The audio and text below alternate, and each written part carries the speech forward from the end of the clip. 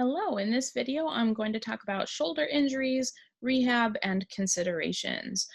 So we're going to talk about some common pathologies and injuries that take place regarding the shoulder and things that we need to consider when we're helping that person rehab. So these are things that you will commonly encounter in any kind of orthopedic environment and physical therapy, or if you're working with athletes that your athletes might encounter. So scapular dyskinesis.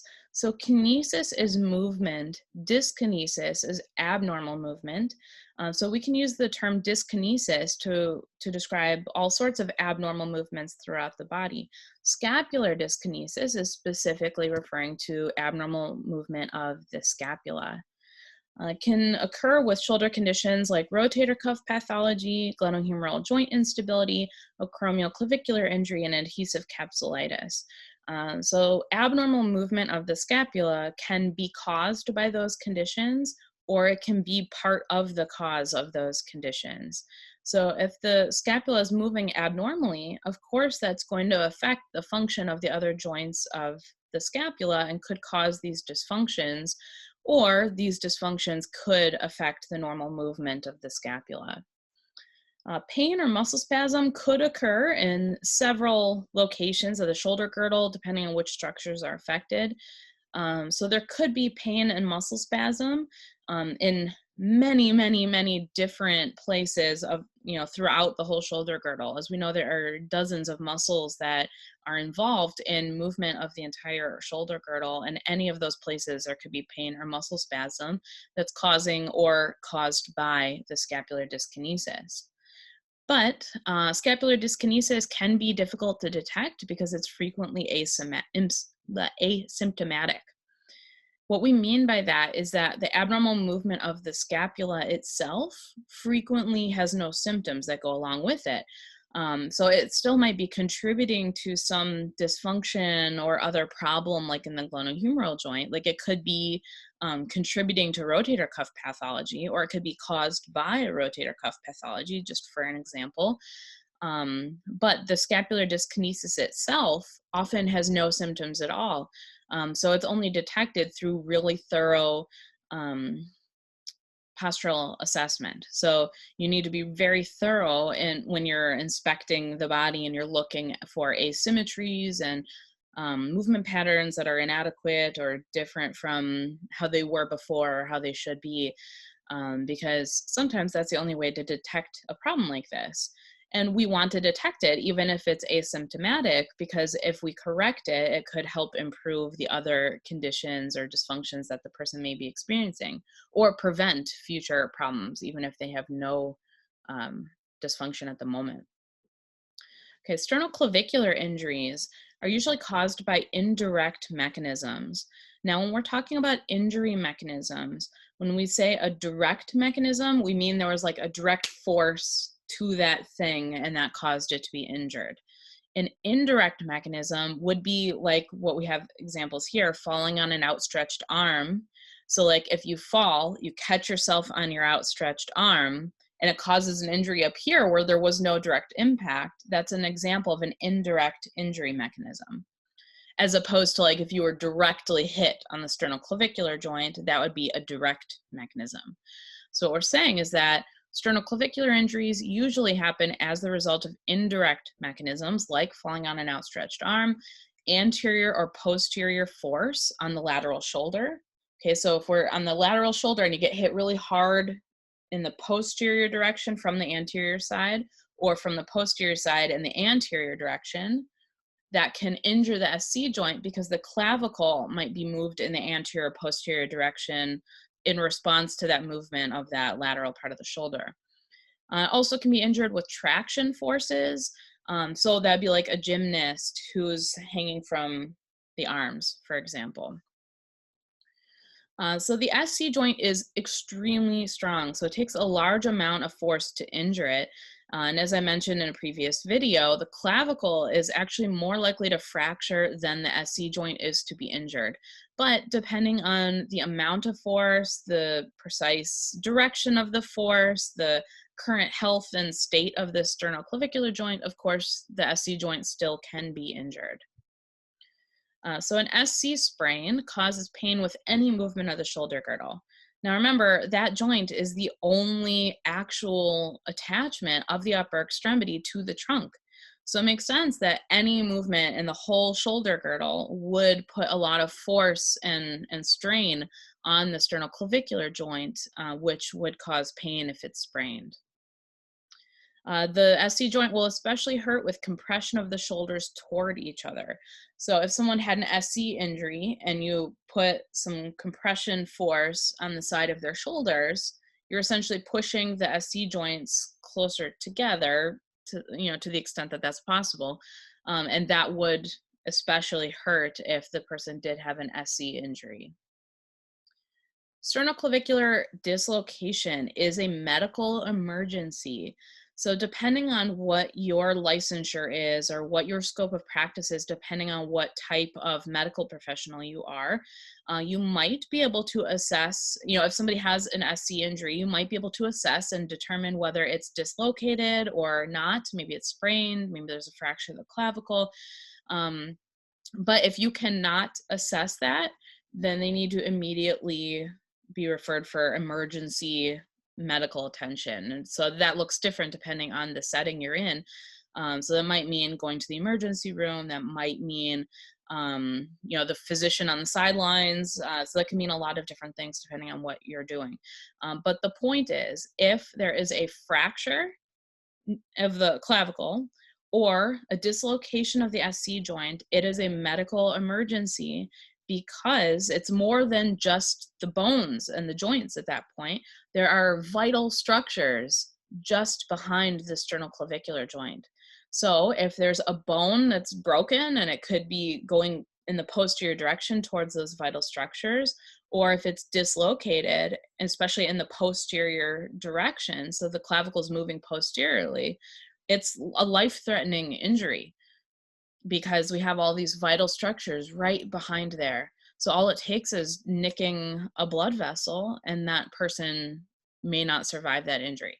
Okay, so we don't mess with it unless you have a license and are trained to do so. We do not mess with it. They need to be evaluated. You can't palpate the joint and know which direction the dislocation is in because there will be a lot of swelling. Okay, so even if you are trained to assess this sort of thing, you will still need further diagnostics than just palpation because there will be so much swelling that you won't necessarily be able to tell which direction the dislocation is in. Okay, so it should be always treated as a medical emergency until the person is cleared and they're able to be further treated and evaluated. Okay, acromioclavicular injury could be caused by a direct mechanism, like falling on the acromion with the arm at the side. So like if your arm's at your side and you fall onto the lateral part of your shoulder, that would be a direct injury mechanism on the acromioclavicular joint. Or it could be an indirect mechanism, again, like falling on an outstretched arm. So if we fall on an outstretched arm, that could injure the AC joint, the SC joint, or both. When someone says that they have a separated shoulder, they're talking about the AC joint. Compared to a dislocated shoulder, they're talking about dislocation of the glenohumeral joint. A separated shoulder, they're talking about dislocation or very severe injury to the acromioclavicular joint. So it'd be a sprain of the AC ligament and or the coracoclavicular ligament that causes instability or dislocation. So it could be total dislocation, or it could just be that more mobility is permitted in that joint than it should, so it becomes unstable. And so then they would have a separated shoulder that, of course, requires healing to regain its stability. Sprain usually causes pain over the superior anterior shoulder, right where the acromioclavicular joint is, and the area surrounding the joint during most movements of the shoulder complex. Okay, so again, the AC joint has to be able to move all the time to accommodate the movement between the clavicle and the scapula to accommodate the movement of the glenohumeral joint. So in all movement, the acromioclavicular joint has to be able to tolerate the movement, and in a sprain, it will cause some pain and discomfort. Now, it will be the worst when we're above 90 degrees of abduction or flexion, because that's where we need to have the greatest amount of movement of the scapula and therefore the greatest amount of movement of the acromioclavicular joint. So we require the greatest movement in those positions, and so that would especially be painful in an injured AC joint. Also, passive and active horizontal adduction at the end range of motion is painful because it causes compression in the joint during that movement. So when we talk about a passive versus an active movement, what we mean is active would be I did it myself. So I actively contracted my muscles and did the movement, versus passive would be like the practitioner, the person who's assessing them, would passively lift the arm and move it in that position without the person activating the muscles to cause the movement. So what we're saying is that in either case, it will still cause a lot of pain, especially at that end range of motion where the arm is all the way across, because it causes a lot of compression in the joint. Okay, glenohumeral instability may be unstable in any direction due to pathology of the ligaments, labrum, or joint capsule, or because of muscular weakness. Okay, so we could have instability in any certain plane depending on what is damaged, or it could be multiplanar, so we could have instability in multiple planes at one time. Inadequacy of inert structures may be masked by adequate muscle control. So that can make it really difficult to determine whether there is glenohumeral instability, and if there is, in which direction. Because even if the inert structures are causing instability in the joint, if our muscles are highly functioning and balanced and doing their job really well, they will step it up a notch to make up for the instability that's caused by the lack of function of the inert structures. So that means that our muscles will mask what is happening in the inert structures.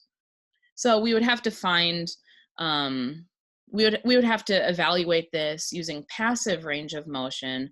So like I mentioned on the last slide, moving them around yourself instead of having them use their muscles to move themselves around, because if you're allowing them to use their muscles, those muscles will mask and make it difficult to find any instability.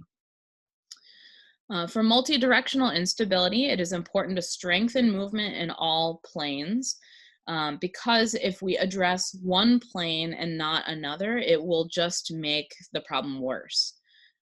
So although the stability in the plane you're addressing might improve, it will worsen the instability in the other plane that's unaddressed and make the whole imbalance in the joint more, it will make it worse than it was when you started.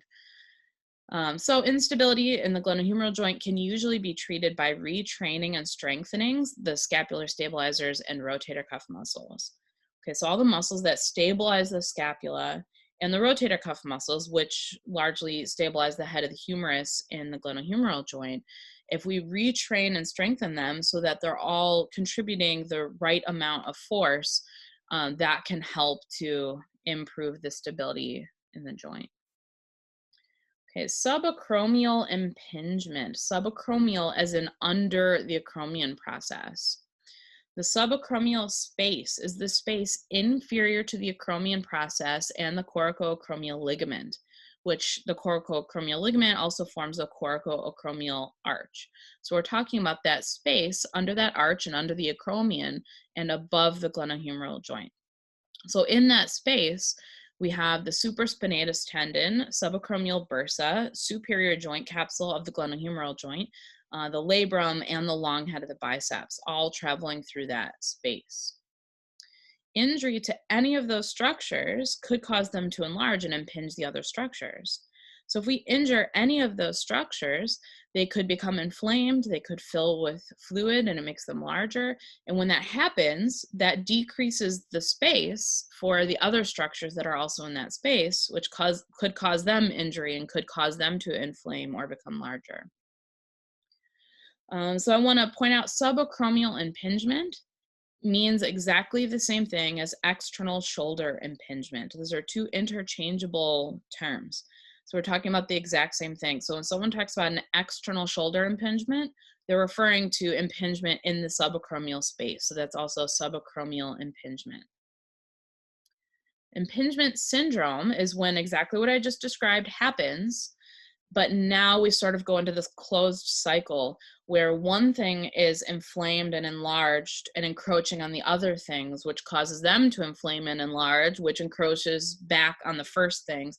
So you end up with this sort of closed cycle where nothing is able to really reduce its inflammation or heal because they're constantly encroaching on one another, and reducing the available space for the other structures. Causes pain during overhead movements, and it's relieved with slight abduction. So too much abduction is very painful with this condition, like what we see in the picture here. We're seeing more abduction, and that's causing more compression of the already enlarged structures in that space. But with just slight abduction, it takes the pressure off a little bit. Because if you recall from a previous lecture, when we're at rest and the arm is just hanging at the side, we're actually putting a lot of tension through the superior part of the joint capsule. So it's a little painful if someone has this condition, and with slight abduction, it feels a little bit better. It relieves that. Okay, so that was external impingement. Now here is internal shoulder impingement. It happens when the infraspinatus or supraspinatus tendons twist and are impinged between the head of the humerus and the glenoid during abduction and external rotation of the glenohumeral joint. Okay, so we have the tendons of the muscles that are getting pinched between the bones in the glenohumeral joint.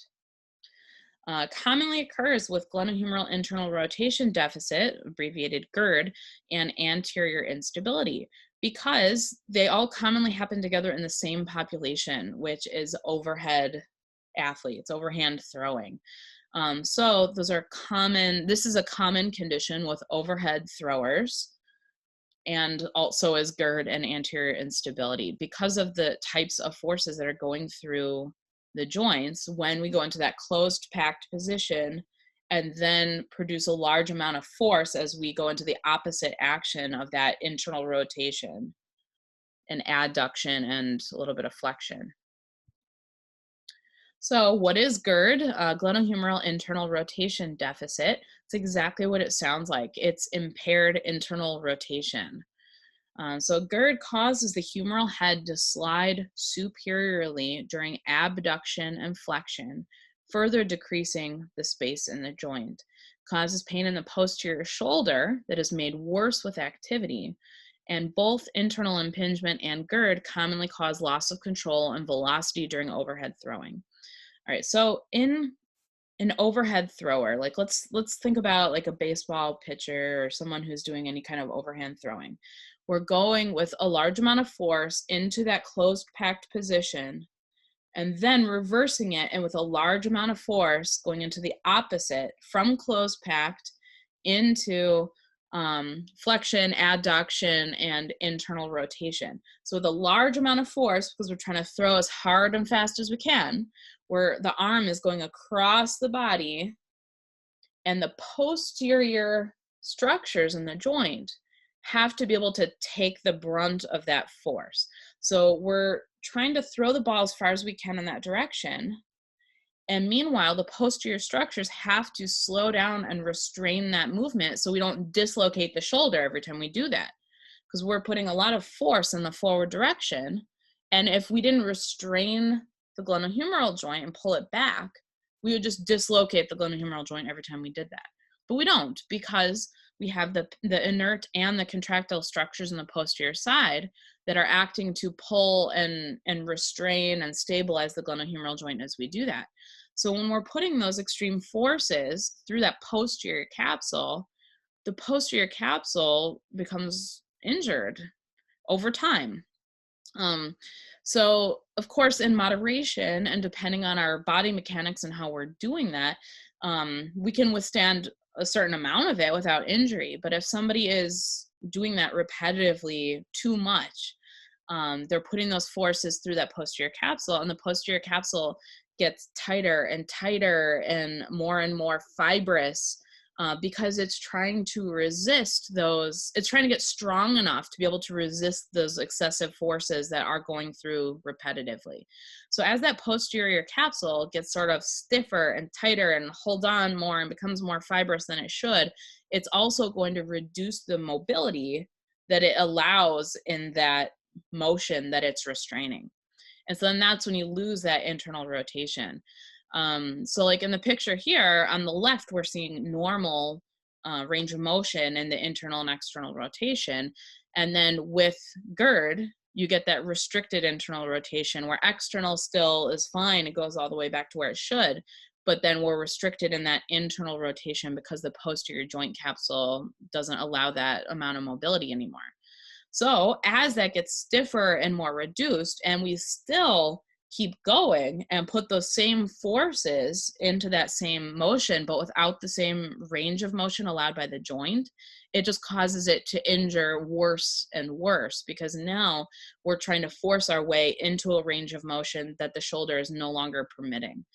And so then that's when we're more likely to cause sprains and ligament tears and other things like that. So that's part of what's happening in overhead athletes where they're getting chronic shoulder problems, where they're having chronic shoulder pains, and over time they eventually may not be able to participate anymore. Okay, rotator cuff tendinopathy can range from acute tendinitis, so inflammation of the tendon, to a more common chronic degenerative change. What we mean by that is tendinosis. So tendinitis is inflammation. Anything ending in itis is inflammation. If it ends in osis, we're talking about degeneration. So the difference is that in tendinosis, the tissue is breaking down, it's degrading, and we're replacing it with the wrong type of collagen. So over time, the normal function and health of that tissue is getting worse. It's degenerating compared to inflammation, where we have inflammatory markers that are traveling through the blood and causing an inflammatory response in that tissue. In general, tendinosis is way more common than tendinitis because tendons don't have a huge amount of blood supply like other tissues do. So the amount of inflammation a tissue is capable of depends on how much blood supply it's getting. The more blood supply a tissue gets, the more that type of tissue is capable of inflammation. Structures that don't really get a lot of blood supply or get less blood supply will be less prone to inflammatory conditions because they're receiving less inflammatory markers from the blood. So what happens in an osis type condition like tendinosis is we have several types of collagen in the body. I think 19 is the latest number I've read because they still discover more types. Type 1 is the strongest, toughest type that makes up our tendons and ligaments and is in all different kinds of tissues in the body. It's the strongest, toughest type. And that's what a normal tendon and ligament should be made of. But when we are overusing that tendon or ligament, so we're putting excessive forces through that tendon or ligament all the time, we're constantly remodeling. And so we have to take away the broken down type 1 collagen and replace them. But if we're breaking it down faster than we can build this super strong, dense type 1 collagen, then instead we'll start to lay down some of the cheaper, easier to make, faster to make collagen, like the type 2, type 3 collagen, which is not what we want the tendon or ligament to be made of because it's not as strong. It's not as a good of a material for the forces that that tissue needs to be able to withstand. Okay, so what I'm saying is that when we have an overuse condition where we are putting excessive forces too often through a tendon, we're breaking that tendon down faster than we can replace it with the correct type of collagen. So instead we replace it with the wrong type of collagen, the weaker collagen. And that's what tendinosis is. That's also, there's another condition called fasciosis. It's the same thing, but of the fascia. So like plantar fasciosis, same thing. It's the same exact process. So in general, tendinosis is way more common than tendinitis because that process I just described happens all the time whereas a lot of tendons don't have the adequate blood supply to actually have tendinitis, to actually have inflammation. There are a lot of conditions that we commonly refer to as tendinitis that technically aren't. So early stages of rotator cuff tendinopathy would be like deep pain with the shoulder after activity. Middle stages, it starts hurting during activity. Okay, so in early stages, you might do the activity and then later you're like, wow, that's really bothering me. As it progresses and the condition gets worse, it will hurt while you're in the middle of doing the activity and not just wait until later. Then when it gets worse than that, it could just hurt all the time. So it won't just be during the activity or after the activity. It'll just be all day, all the time, no matter what you're doing. Rotator cuff tendons have relatively poor blood supply, so they are predisposed to tendinosis rather than tendinitis and are difficult to heal. So again, the more blood supply a structure has, the better it will be at healing. So in this case, because it has less blood supply, it'll be worse at healing. It's more difficult to heal. And I should also mention that not all tendons are equal in their amount of blood supply and therefore in their tendency toward tendinitis or not. Like in general, tendons have less blood supply than like muscle tissue, for example, or other types of tissue. But rotator cuff tendons are known to have less blood supply. The Achilles tendon is known to have less blood supply. So like some have less than others. And the less blood supply there is, the less inflammation is likely to occur there. Okay, bicipital tendinopathy can result from rotator cuff dysfunction, overuse of the biceps brachii muscle, or subacromial impingement. So I've seen cases of bicipital tendinopathy just because someone was doing a lot of front raises with the forearm supinated. So like if you're exercising, you're doing front raises like with a dumbbell, that's a perfectly great exercise. But if you're doing a lot of them with the palm facing up in a supinated position, that means biceps brachii, the long head, is doing a lot of that work at the glenohumeral joint. If you're in a neutral or pronated position, then anterior deltoid and pec major are largely doing most of the work. But in a supinated position, the long head of the biceps brachii is activating significantly. So if someone's doing a lot of front raises in a supinated position, that could cause an overuse injury and cause pain in the front of the shoulder and the long head of the bicep. Tendon of the long head of the bicep may subluxate if the transverse humeral ligament is injured by a sudden forceful extension or external rotation of the glenohumeral joint with the elbow flexed. So that transverse humeral ligament that holds the long head of the bicep tendon in place at that proximal part of the humerus, if that ligament is injured, then it can allow that tendon to kind of jump out of its groove. It can kind of hop around and it'll cause the sort of clicking right in the front of the shoulder. Subluxation of the tendon of the long head of the bicep frequently happens simultaneously with rotator cuff tendinopathy, partly because they can be caused by similar injury mechanisms, but also the less the rotator cuff is stabilizing the shoulder, the more of the burden is carried by the long head of the biceps. Okay, a slap lesion is named for exactly where the tear is in the labrum. So superior labrum, and it's going in the anterior to posterior direction. Okay, so that's a slap lesion, exactly what we see in the picture there. So it's a tear right at the top, right where the long head of the biceps tendon originates. So it's right at that location of the attachment of the biceps. So it's superior labrum, anterior to posterior. So it's tear of the superior part of the glenoid labrum where it extends anteriorly and posteriorly from the bicep insertion, or I guess origin, from the bicep origin, it should say there. Can have acute or chronic causes.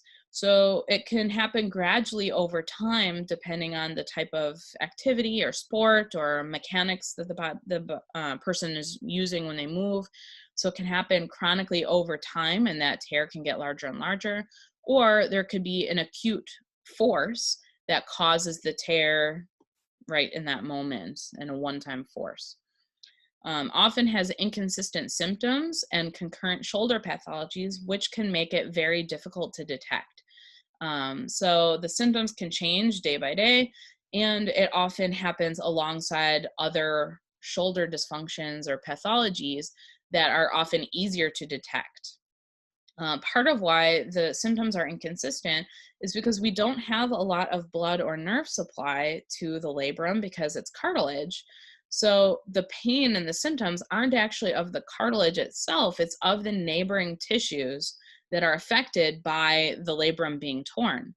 And so the symptoms can be inconsistent from one day to another and between individuals because it depends on how the slap lesion is affecting the function and the structure of the other things surrounding it. And so it can make it really difficult to figure out that this is what's actually going on. And unfortunately, in a lot of cases, a slap lesion isn't diagnosed until other pathologies are addressed. And then we find out the symptoms are still there. And addressing the other dysfunctions or pathologies of the shoulder didn't solve the problem. And then it's discovered that there is a slap lesion there.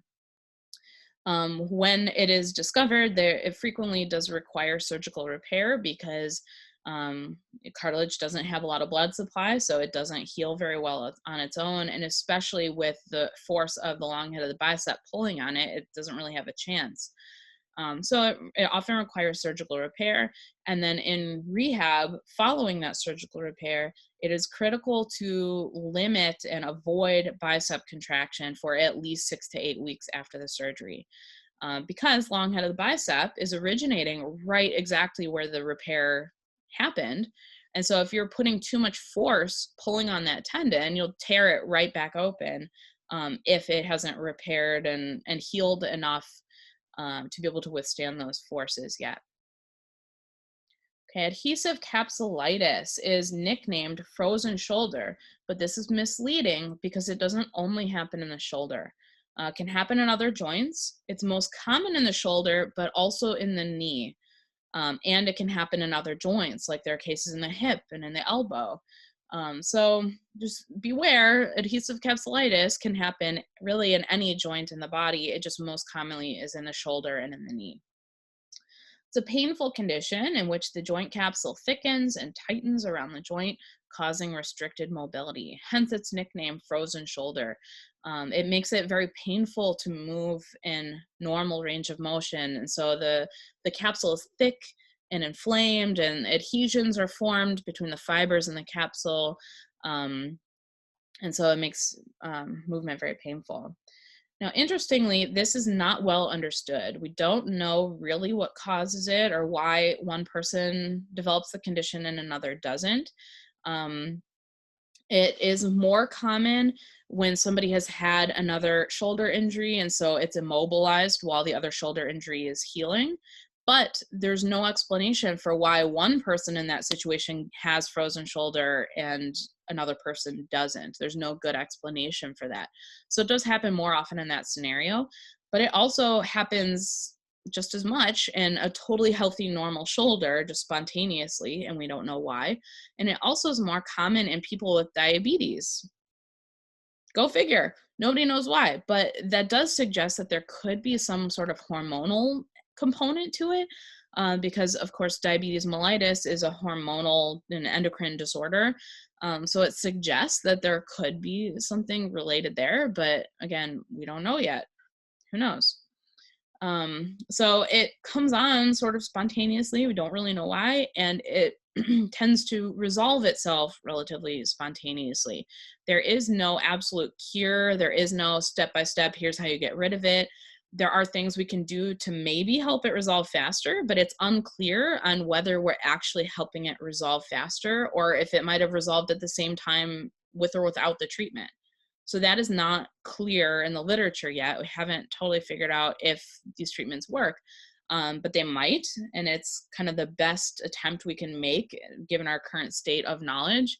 And some of these things help the person feel better. It helps manage symptoms and things like that. So range of motion exercises, joint mobilization, oral steroids, steroid injections directly into the joint, manipulation under anesthesia because it would be too painful to do not under anesthesia, and nerve blocks. So some of these things might directly help the condition by reducing inflammation. Some of these, like a nerve block, would just help prevent the pain signals from going to the brain so that it doesn't hurt as bad. And this is something where someone might have it for a month and it spontaneously resolves, or they might have it for 3 years before it spontaneously resolves. So not well understood. We don't really know why it happens or how to solve the problem. Um, but we do the best we can with the information that we have. All right, so that is all I have for you, and I'll see you for the next video.